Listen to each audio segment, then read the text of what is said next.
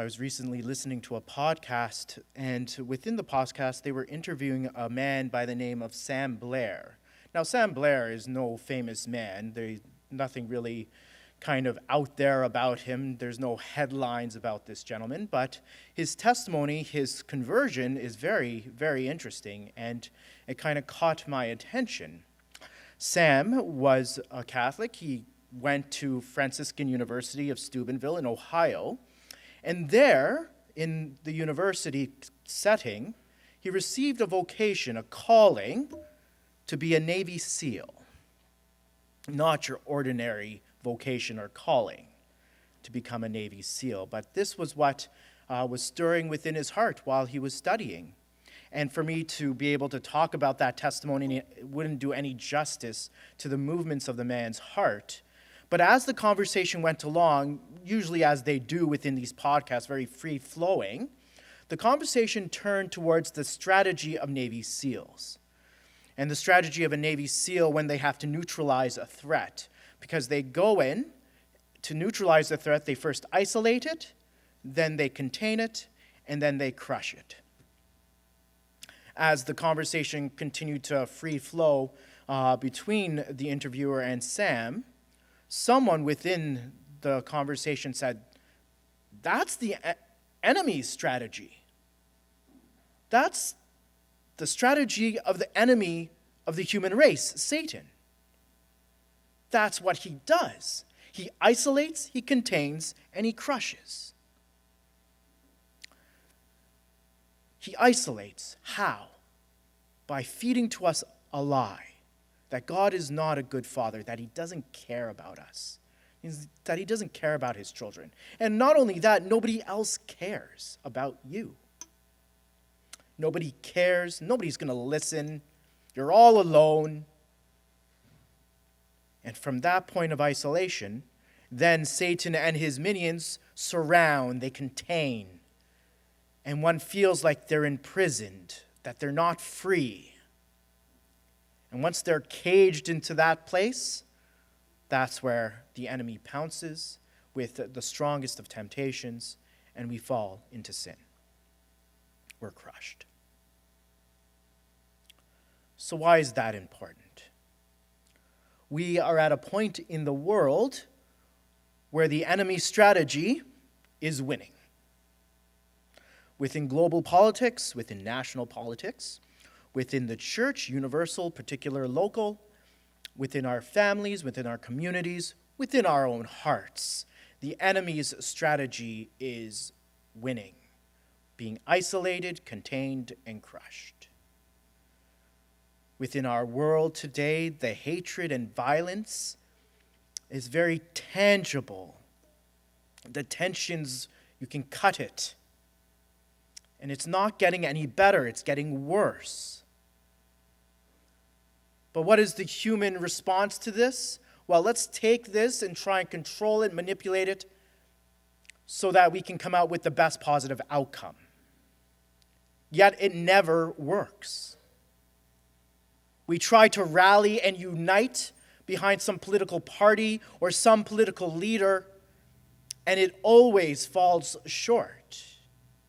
Man-made solutions to the enemy's strategy don't work. He is much more cunning, much more intelligent than we are, and he will continue to isolate, contain, and crush us unless we find the solution. What is that solution? God can do what man cannot. There is hope and confidence in him because he is a good father. And as a good father, he wants to gather his children as sheep to a shepherd. And from this image that is given to us through our readings, we now can make sense of what St. Paul is saying to us in the second reading in his letter to the Ephesians. In a historical context, what the Holy Spirit is revealing through this letter and through this particular passage is that universally, particularly, there's nothing new under the sun. St. Paul, in writing this letter, he's writing it to the Gentile Christians, those who had converted. And in writing the letter to them, this portion of the letter to them, what he is explaining is showing forth that we are made one in Jesus Christ. You have to realize that for Gentiles and Jews, the hostility was great. They hated each other. And in that hatred for each other, it wasn't just the Jews that despised and threw things at the Gentiles. It was much reciprocated on the other side. They didn't treat each other well. They were despised, and the vitriol, the rhetoric, very much continued to surface. The hostility was so great that within the temple in Jerusalem, there was a wall. And at the wall, there was an inscription that if a Gentile crossed this boundary, they were responsible for their own death. We have this hostility that's transpiring between the Gentiles and the Jews. And so what does government do? What does big government do? Well, they try and step in. The Pax Romana, the peace of Rome. But everyone knew that the peace of Rome was a sham. They knew it. The Romans knew it.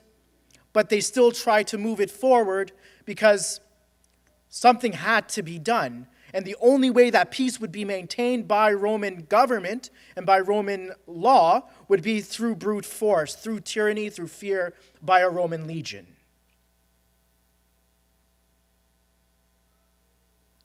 Now we can make sense of what St. Paul is writing in his letter to the Ephesians.